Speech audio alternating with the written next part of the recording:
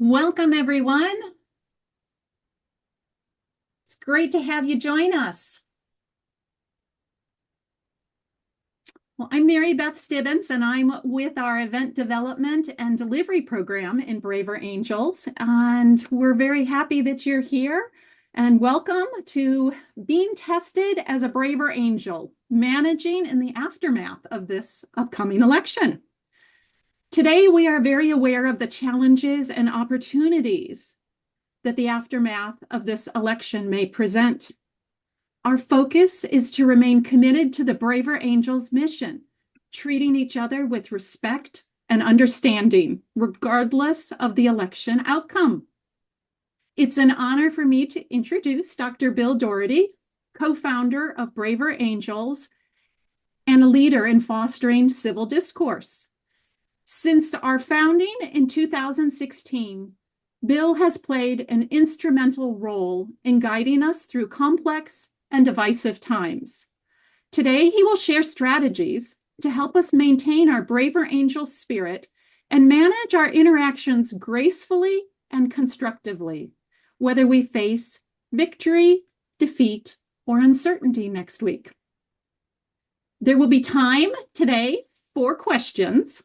And yes, the event is being recorded and will be shared. So without further ado, over to Bill. Yeah, thanks, Mary Beth, and hello, everybody. A few days before the election. And I'm happy to be talking to you about how we can prepare ourselves, at least how I'm trying to prepare myself for this election. So preparing to be tested as a Braver Angel, and this is a member-only event here. I'm reminded when I went to a Christian Brothers High School back in Philadelphia, I remember they said that it's only a virtue. You only know you have a virtue when it's tested. And so the commitment that so many of us have towards having malice toward none and charity towards all, to echo Lincoln, is coming up for a test. So this will be important, how we show up.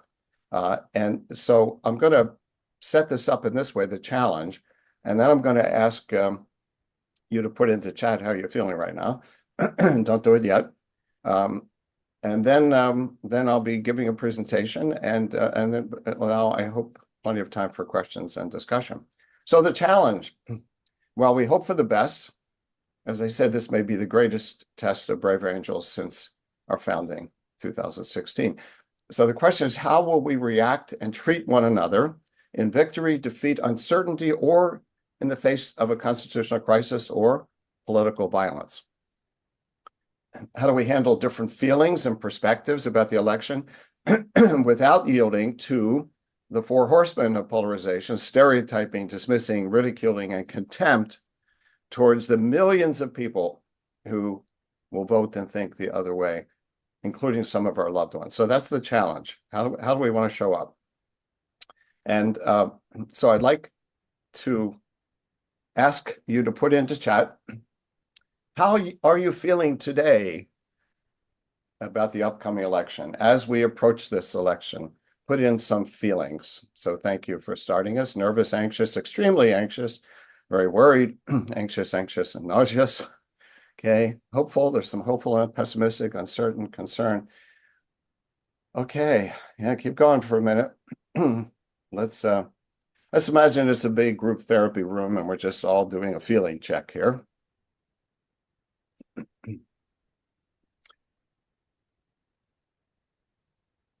So I think everyone can see these, right, Mary Beth? And yeah, scared, yes. Trepidatious.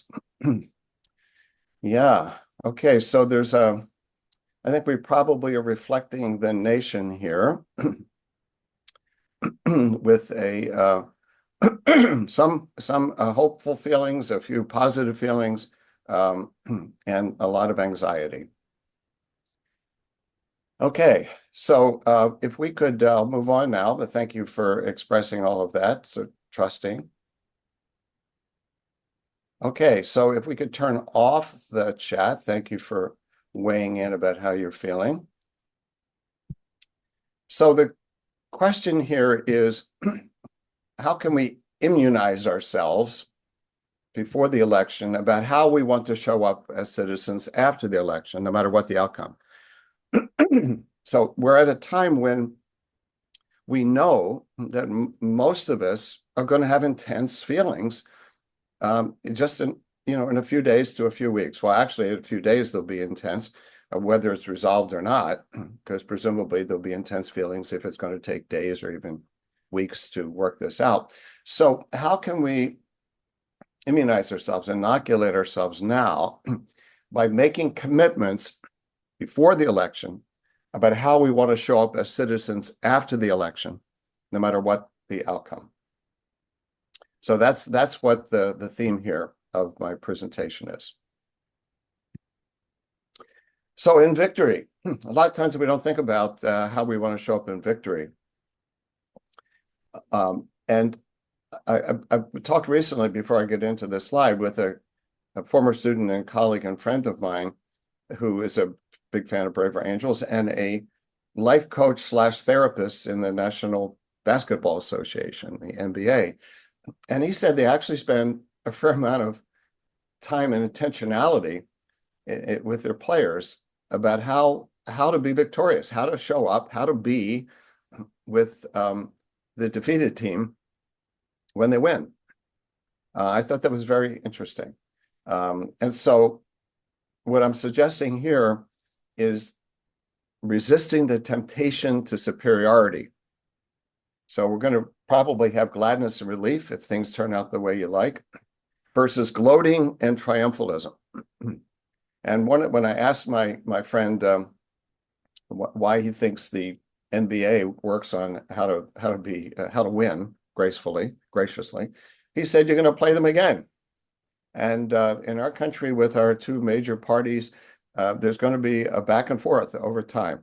And so it's not only bad to treat people with triumphalism, but it's also not really in anybody's self-interest over time. And so a particular strategy I like to suggest, and I plan to do this myself, is to reach out to someone whose side lost, somebody who you know, who you is feeling very differently about the outcome of the election. And I suggest reach out to them, ask them how they're feeling, and just listen. Just listen. And then recommit yourself to the Brave Angels mission of bridging the divide. I want to tell a story that I've not shared before about the very first the very first Braver Angels workshop in early December of 2016. If you remember that time, there was a lot of surprise, even shock on both sides, really, about Donald Trump winning the election. And the Blues that were there, they all had voted for Hillary. The Reds had all voted for Trump, and that was the arrangement. That's how we recruited people. And the people who voted for Hillary Clinton, many of them were upset, downcast, worried. I remember when we did our go around while you were there, one of the Blues teared up. I mean, she cried as she worried about her grandchildren.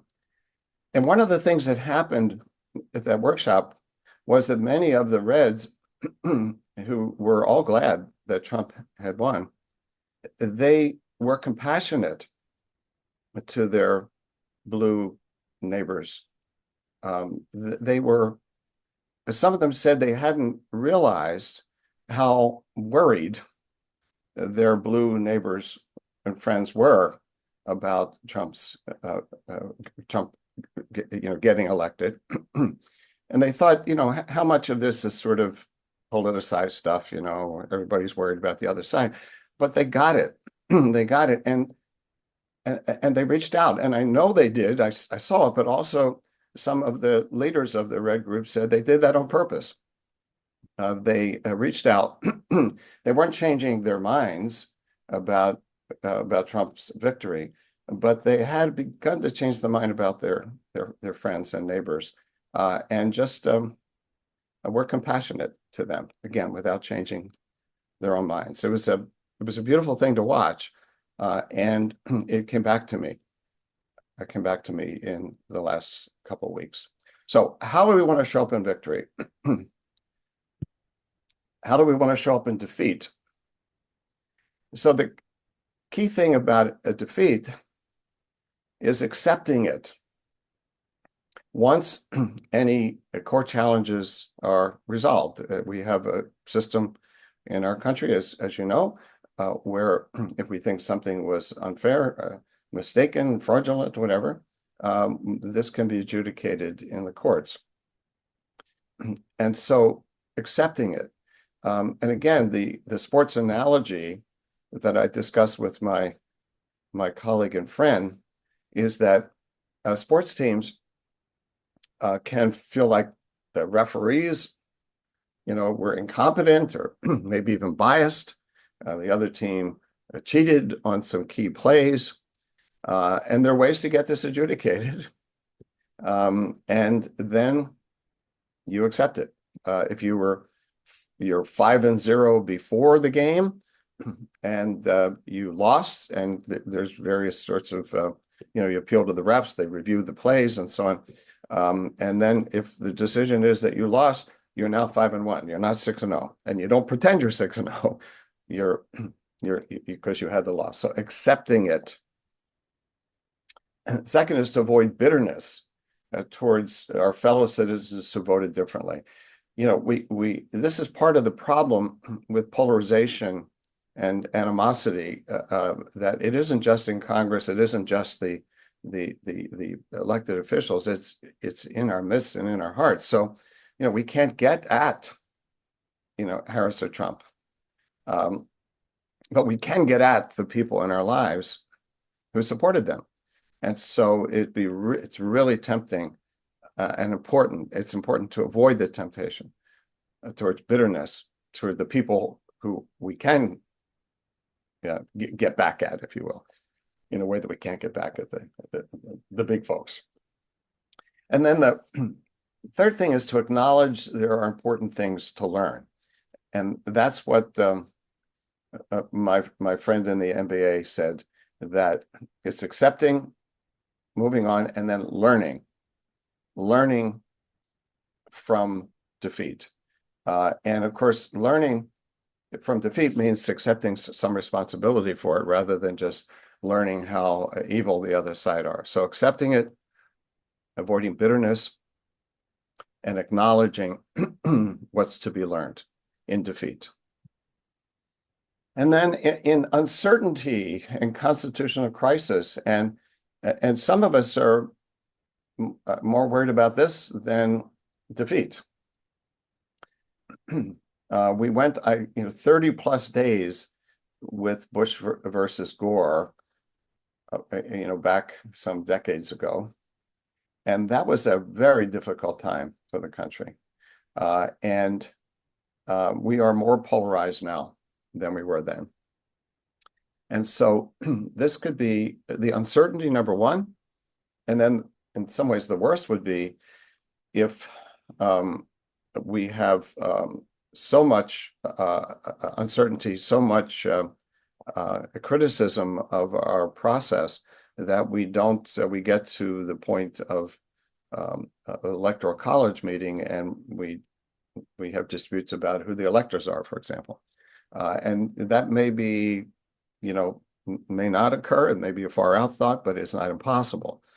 It's not impossible to think that we have a long delay and that we're not sure who the next president's going to be. And in many ways, that would be perhaps the worst outcome for our democracy.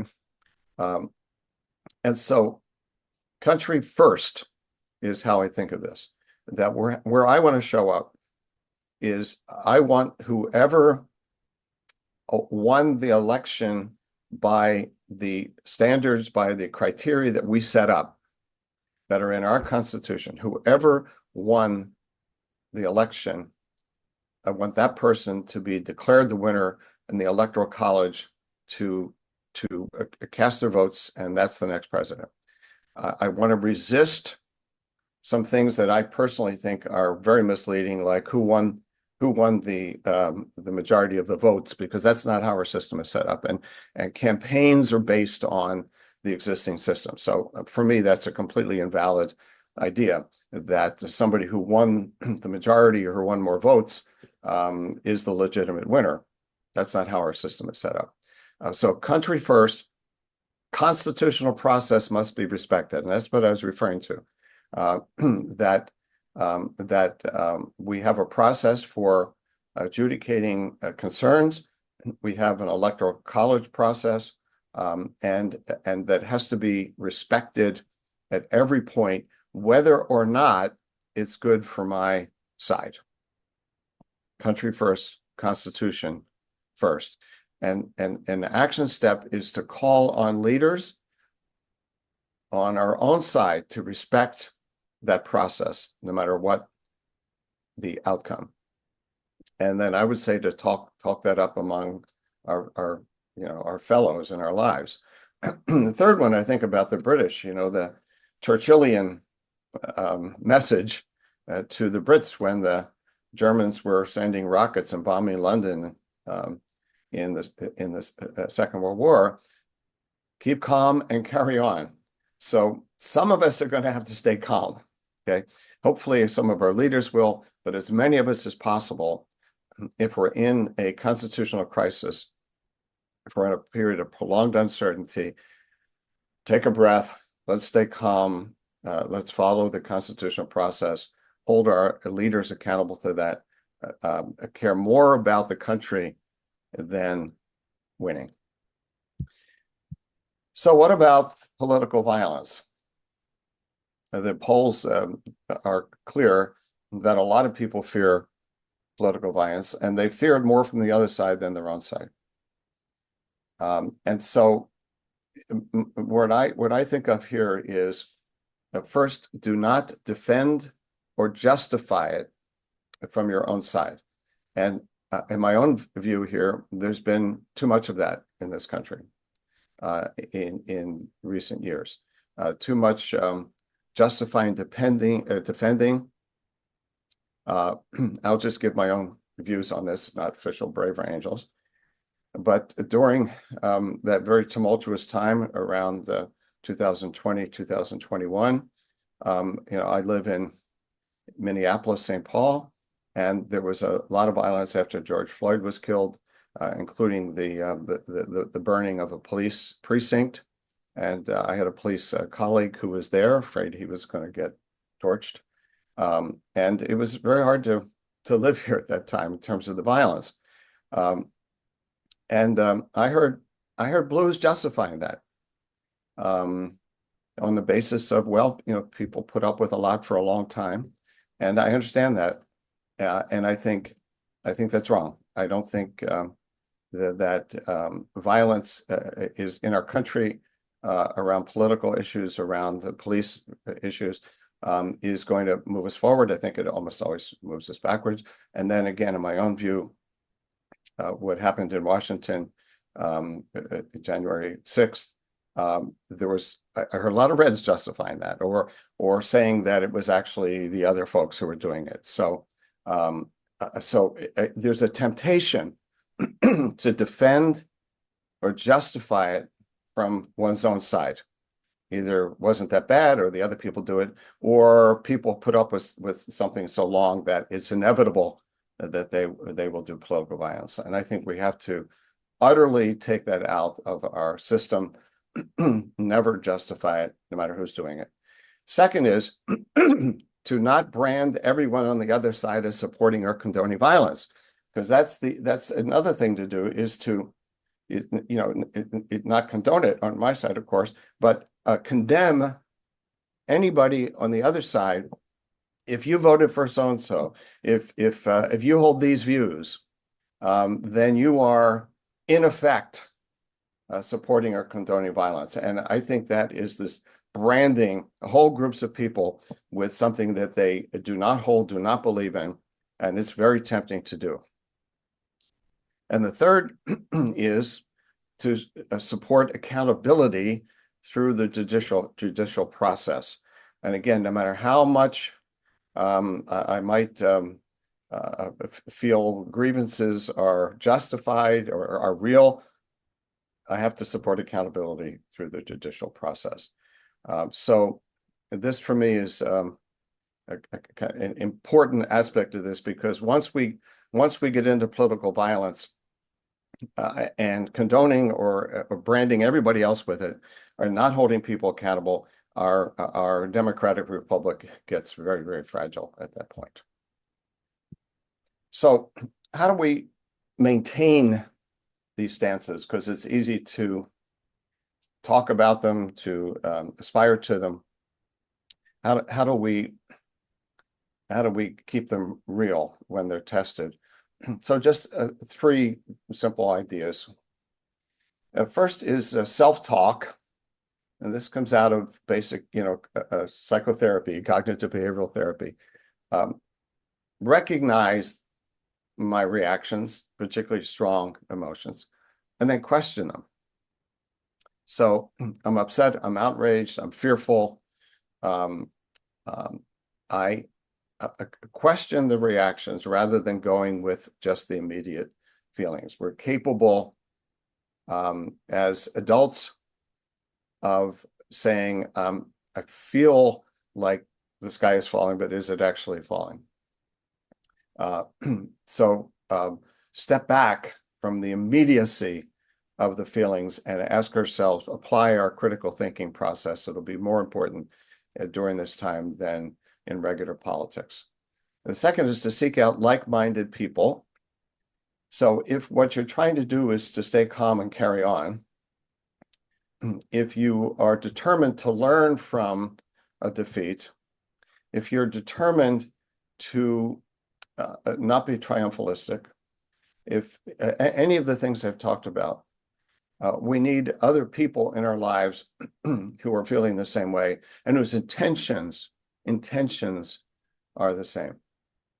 It's much easier to be mindful and intentional and show up as constructive citizens when we're not doing it alone. So seeking out like-minded people. And when I say like-minded people, they may be of the other political side. That's what I mean. The people who want to hold our country together, hold America together at a time of great stress. The people who want whoever won the election to be declared the winner. The people who respect our constitutional processes for resolving disputes, which are the courts and not the streets. There's reason for the streets in terms of people legitimately protesting, but that's not how we ultimately resolve our disputes. And then the third one is social contagion. Avoid social contagion. Avoid being influenced by others' extreme reactions. And this may mean staying off social media for a period of time. It may be avoiding some of the podcasts or TV shows that we normally watch, because if they are ratcheting up the anxiety, ratcheting up the anger and outrage, and they're supporting my side in the election, this is powerful. It's very hard for most of us to resist that. Like-minded people, avoiding social contagion are three ways. I'm sure we can talk about others as well. If you're a religious person, calling a faith tradition, and so on. Lots of other ways, but these are three I wanted to mention. And then these are last couple of slides here, and then we're going to have plenty of time for questions and conversation. That's what I wanted to build in.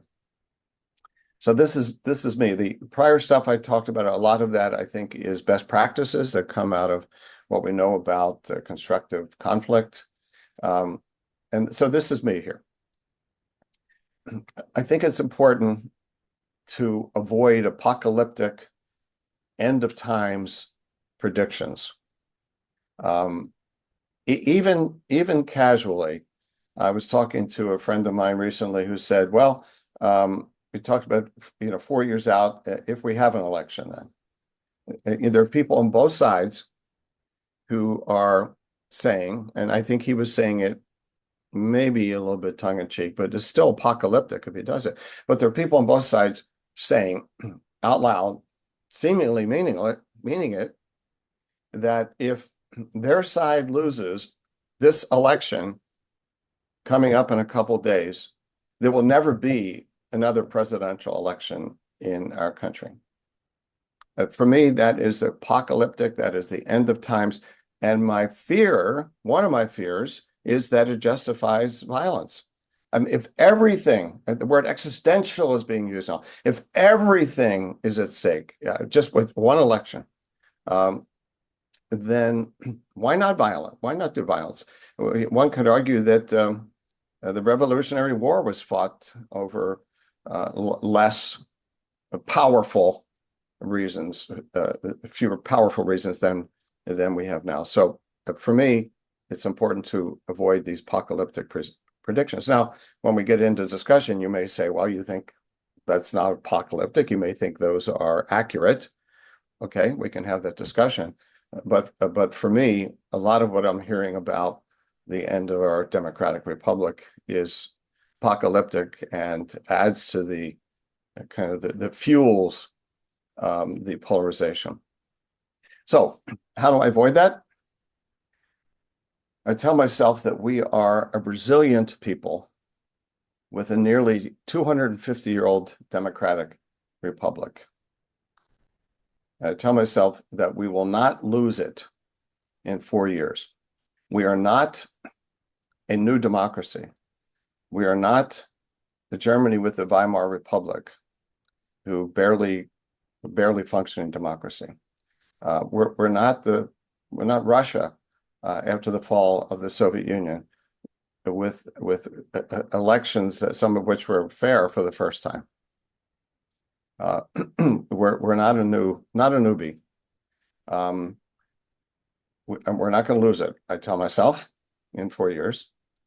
And secondly, I believe that many leaders, inside and outside politics, are still committed to the Constitution.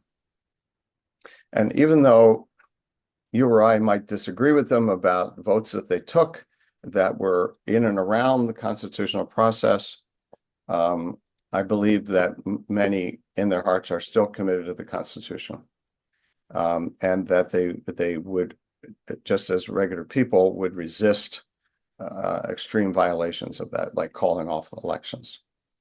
And third is my belief that we, the people, will not let anyone take away our freedoms and destroy what we love about our country. So for me, when we get apocalyptic and end of times in our talking and in our thinking, we assign too much power to the people we elect. They become superheroes or supervillains. We give them so much power that and then ignore the power that we, the people, have. You know, when I'd spent a little time in the Soviet Union just before it collapsed, and really had the sense that the people in the Soviet Union were ready for something really powerful to happen. And Gorbachev came along, and then there was this threat to the change. And there was some people took over. Remember, they captured, they kidnapped Gorbachev, and the parliament was actually, starting to act like a parliament in Moscow.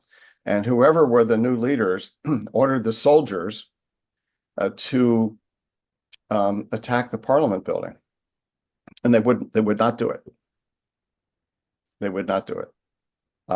And what I read at the time was their family members, their loved ones, were saying something is changing here. This old repressive regime is starting to go away, and they would not attack their parliament. Now, again, Russia was a very baby republic, actually a democracy, democratic republic. They've lost it, Putin and all of that. But nevertheless, that really stayed with me. That ultimately, ultimately, the people can take back power, can take back their country. That's my belief. And that I believe that no matter who's elected, or we will not give away our freedoms and destroy what we love about our country. So last point, and again, this is me, the long view. We're in for a tough and scary patch now, but we have survived worse. We survived the Civil War. We survived the Great Depression and the anguish that went along with that, and the polarization that was occurring there. We have survived things that have been very, very bad for us. And we can survive this. And secondly, I believe that the fever of polarization will pass at some point from exhaustion, if nothing else. So I'm old enough to have lived through the relatively stable time of the 1950s and partway into the 60s, and then a very, very unstable time. You could argue lots of good things came out of it, but have this very unstable time of the 60s with the Vietnam War and protests and assassinations.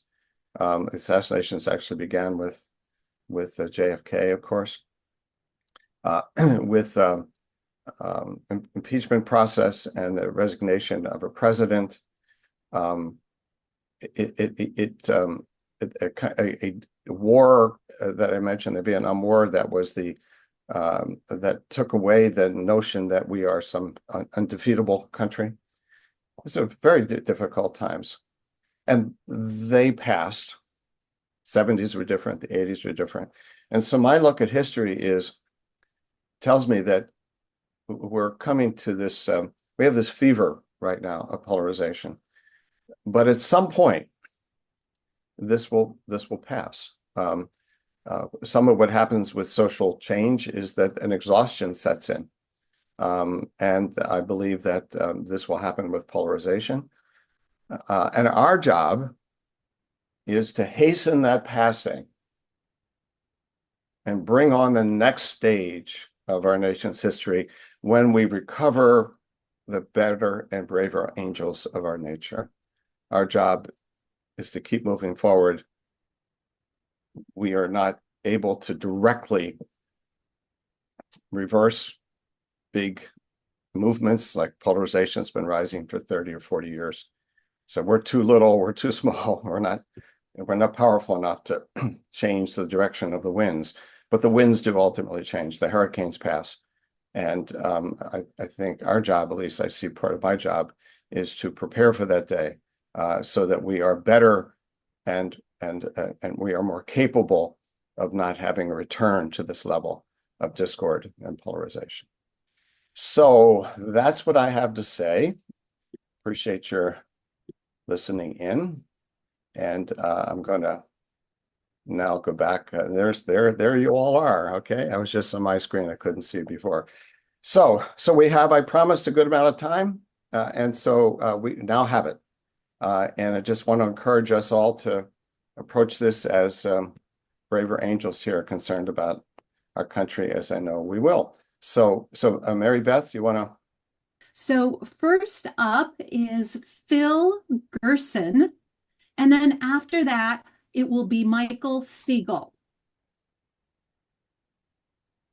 Okay, Phil, can you go ahead and unmute now? There we go. Okay. So, Bill, thank you for that. And of course, I work with Mary Beth in Washington State. So we launched a statewide initiative to bridge the rural-urban divide at the end of September 24th. And then without understanding all the depth of the election coming up, we said that December would be a good time to get back together. And we are committed to Braver Angels' notion of transcending the divide. But I need a little help. We all need a little help. Mm-hmm. And it has to do with values that have been traditional and so forth. So I don't need to go into detail when in an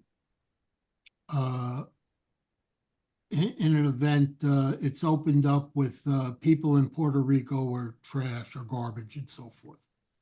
So what I need to do, or what we need to do, is how do I take, so I like the value of the Constitution. I like that's the framework, but family values, humanity values, and all the people that have, I'm blue leaning. So all the people that have voted for Trump, the question is, what set of values are important to you?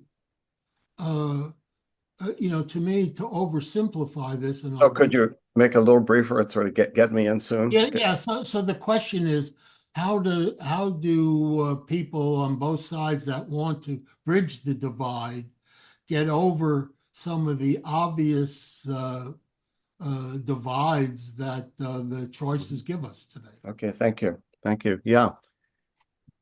Well, crucial question. And my belief is that at the level of highest values, what future we want for our children, what we want for the health of our citizenry, for our democratic republic, I think we are in much more accord than discord.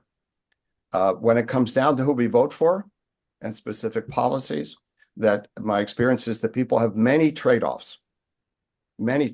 And so my own view, it's a mistake to think, in this case, that somebody who's decided to vote for Trump accepts the notion that any people are garbage, and that they're doing trade-offs. Just as there's an argument about what Biden actually said, but if he said and meant it at that moment that the people who vote for Trump are garbage, it would be a mistake to assume that Democrats believe the same thing. And so what I try to do is to separate out the combat of politics and of political leaders from what happens when you get people together in the same space and you ask them to access their most important values. That's the faith that I bring, and that's the experience I've had, that if you can get out of the combat, there is a great deal of similarity among people, and that there is no margin. So now I'll talk about the practical strategies. There's no margin in saying, well, what about this? Your leader said this. What about your leader said? It becomes a whataboutism.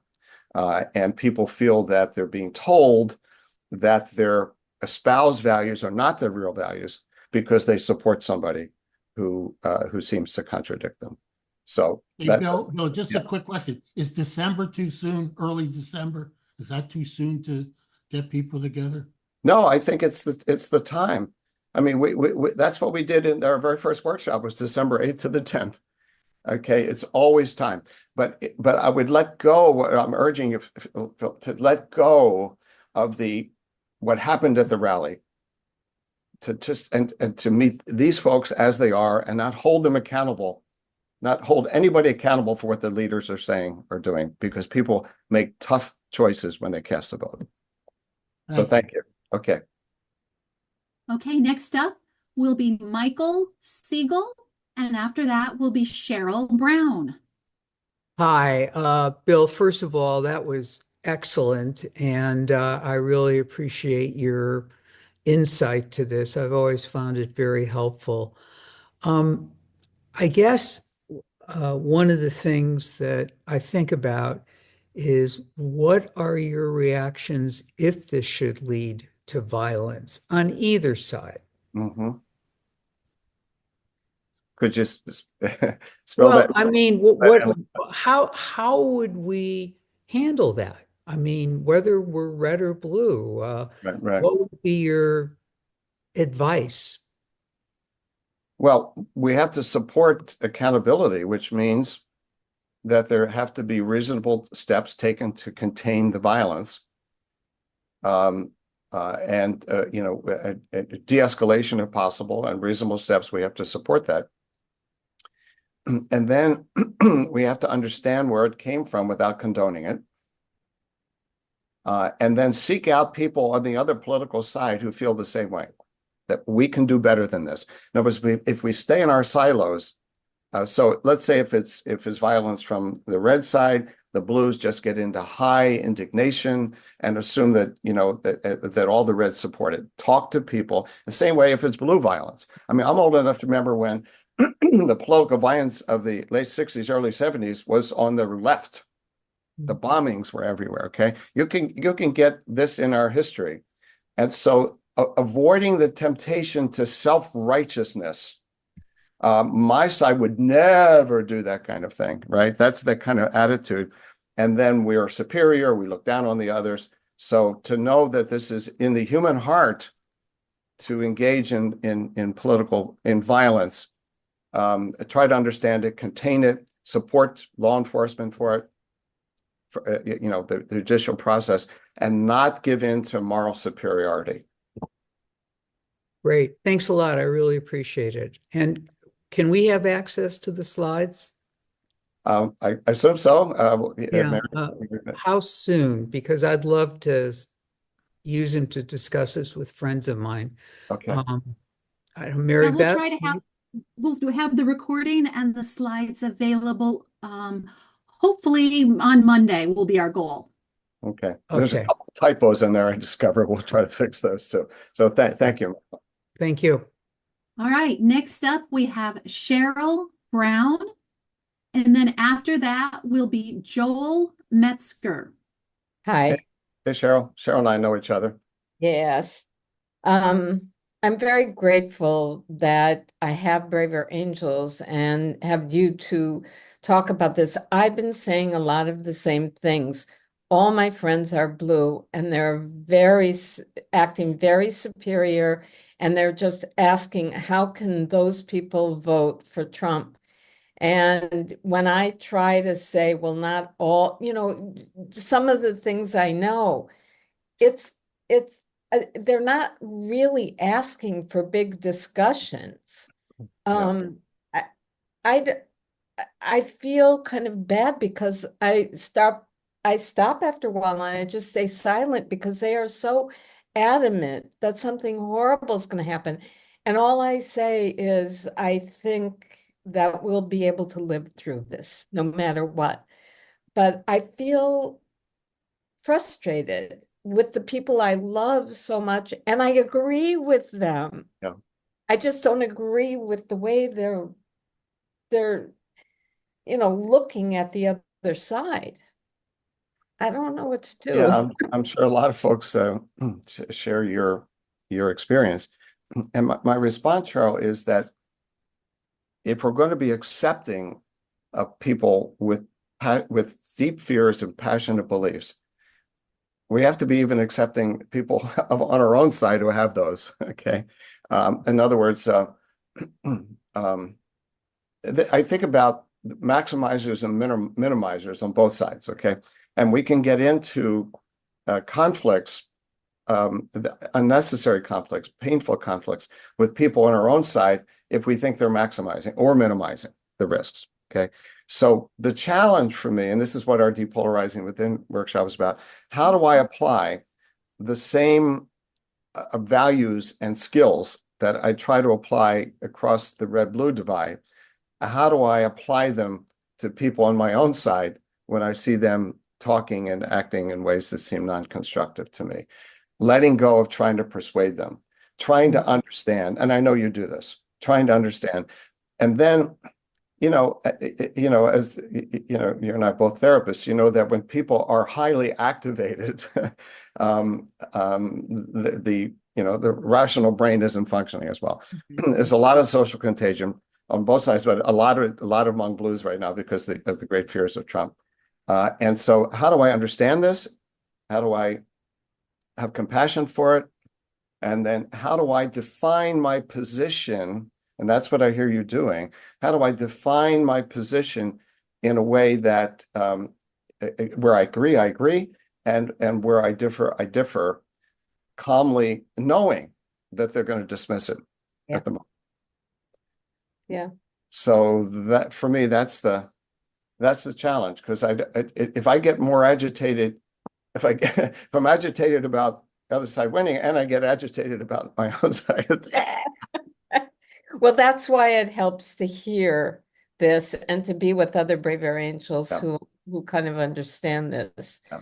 It's really like kind of foreign to people outside of this. Yeah, yeah. And what we have to do is to grow the movement so it's less foreign.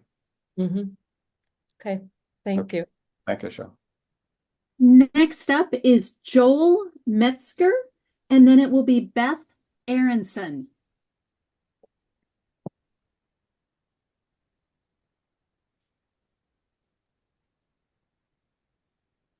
Hey there, Joel. Hello. I just wanted to say thank you because for me this year is so much different than previous years because I'm not just working with I don't just have a preference. I've not just picked a side. I have fear. I'm afraid of the future. And what you said, the one thing you said that really made a difference to me was the fact that we have a 250-year tradition. And that really speaks a lot.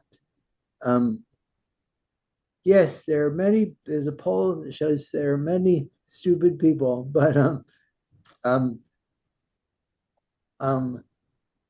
we have a tradition, and people in many places on both sides are very fervent about our democratic ideals. Yes, thank you. I'm glad that was helpful. It is to me as well. Okay. Thank you, Joel. All right, next we have Beth, and then it will be Alex Weisenfels. Hi there. Hi, how are you? Good. What a nice serene background. We can use Yes. it. I wish I were there right now, but it helps. Um, Part of my question, I'm a therapist like you, and I'm an older adult like you. And when I look at the faces on this call, one of the things that concerns me a little is how much in Braver Angels locally and also I see from what I see nationally, the folks who are here leaning into finding ways to talk across Mhm. the chasm right now seem to be mostly lots older. And I work with a lot of very passionate younger folks Mhm. who are empathic and loving and peace seeking. And I'm having a hard time helping them stay calm, stay not catastrophic, Yeah. even though this is our profession. And Yeah. theoretically, they know how to do this with other people. Yeah. Yeah. I'm really concerned that if all the people trying to bridge are our age, that we may have more difficulty. Do Yeah. you have hints on how to sort of bring in younger people to this process? Well, yeah, first of all, I agree with you about the generational thing, and there's data on this. I saw a survey recently of people who would be willing to cut off a friend over the friend's political beliefs. Okay. And it goes way up the younger you get. So the Gen Zs, it was, don't quote me on it, but like 35 or 40%. Among the baby boomers, it was like 18%, something like that. So there is a generational trend here. And the only way I know to approach that is to recruit and organize young people themselves, because it does, as you know, does no good for us old fogies to say to these younger generation. They Right. have to point the way. And there are college student, Bridge USA, for example, is one of the partners with Brave Angels. They are working at this. I gave a presentation to 400 juniors and seniors in high school recently, and part of what I said to them was, we've messed this up, this older generation, and that it's going to be up to you to figure out whether you're going to add fuel to the polarization, or you're going to be a bridge builder. And so, and they they responded and they want to form a chapter of Braver Angels and that kind of thing. So we can help them organize and be in lead, but they are the ones that have to do it. So thank you, Beth. Thank you. All right, next up is Alex Weisenfels, and then we'll have Judy Pacino. Oh, thank you, Mary Beth. So I've noticed a trend that people are good with listening respectfully to each other, and then they don't quite know where to go afterwards. They're having trouble with identifying the core concerns that people have about certainty and uncertainty, material or motivational issues, and then addressing those to build trust. Yeah. So is there a plan to make that easier for people? Because that's a lot of the concerns that people have addressed on this call, and I'd like to help with that. Yeah, that's great. That's really important. It's the difference between being respectful, being civil, letting you know I hear you, and so on, and really getting what your concerns are, right?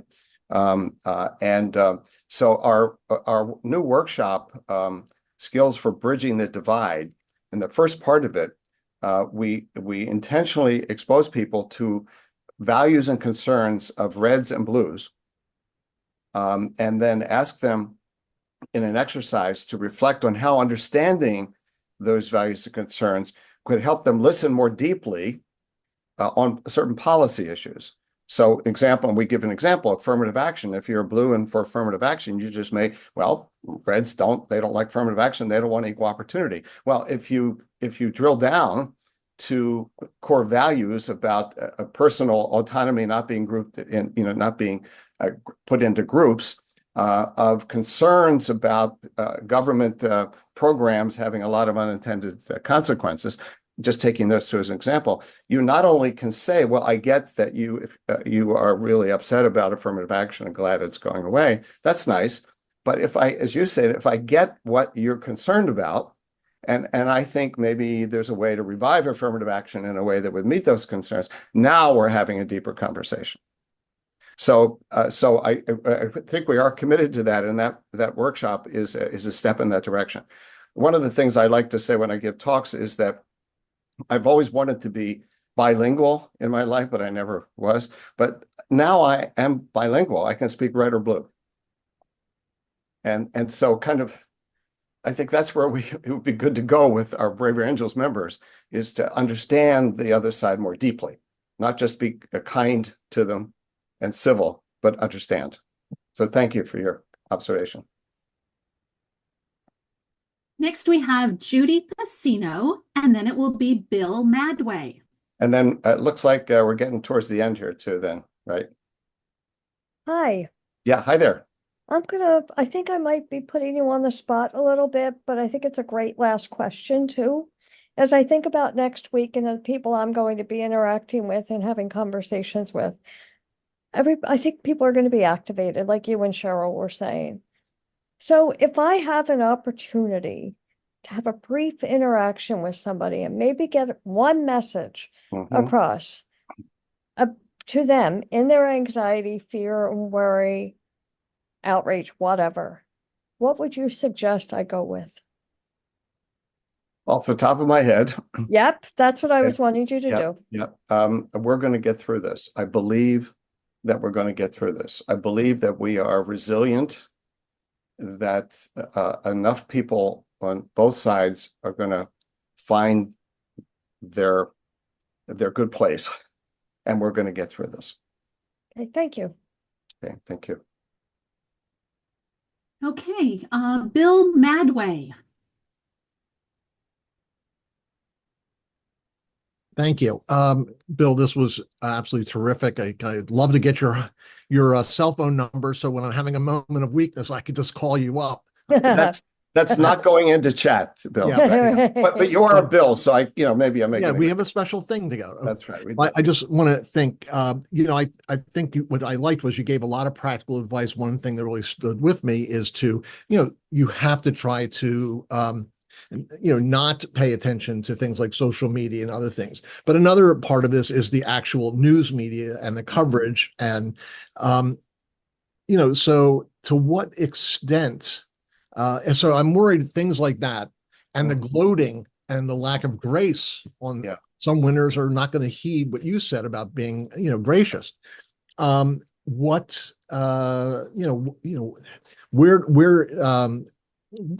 what specific things when you're starting to feel that weakness or you're starting to get a little overwhelmed by the lack of grace on the other side? I know that coming to our meetings, et cetera, but what else can Braver Angels do? What else can we do in order to stay strong? Yeah, well, the first thing that comes to my mind is avoiding condemning. So if people are gloating, this is human. Okay, it's not constructive, but it's human. And so for me, not to be condemning of anybody, violence, but even then I want to understand it. But basically, if people are emotionally responding in a non-constructive way, to not add fuel to this by being their super critics. We're going to, but trying to model the approach that I want to take. And then I found I've been doing some conversations recently, whatever would help, like with sports lovers. My thing about the NBA, they teach them how to be victor and how to deal with defeat. And so, trying, but I'll wrap it up by saying this is trying to avoid my self-righteousness. This is a temptation of being a braver angel. Like, well, I'm a braver angel and I handle this better than you. Try to avoid that and to be constructive with people, even if I think they're not being constructive. Let's hope everyone gets your message. Thank you. Thank you. So, Mary Beth, I think we are probably about ready to wrap up here. I think we are, and I would just like to share a few more resources for folks. I know we couldn't get to everyone's questions, and I want them to be aware that we have more programs over the next few days. And so just quickly. Can we go back onto the big screen so it's not just staring at me? Let's see, tech team, can we adjust that? I'd rather see everybody else here, yeah. There we go. Okay, so today we have that, I'm going to give these in Pacific time zones, so you might have to adjust them for where you're located. We have a lovely world premiere documentary called Road Trip Across America that features Braver Angels. Tomorrow we have a one-to-one conversations that you can participate in about what the golden rule means to you. And you can do that with someone across a divide. We also have a play tomorrow on patriotism, and all of these are online. Monday, our music team is doing Building Bridges Through Music. And then on Tuesday, we have election night gathering at 5 p.m. Pacific. And then we also have programming the day after on Wednesday.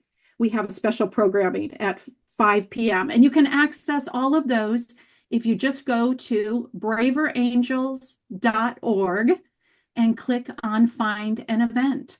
So it was wonderful having you join us today. And Bill, just heartfelt thank you very much for doing this with us today and for everything that you're doing in Braver Angels. Thank you. Great to be with you all. Goodbye. Have a wonderful rest of the weekend. Bye-bye, everybody.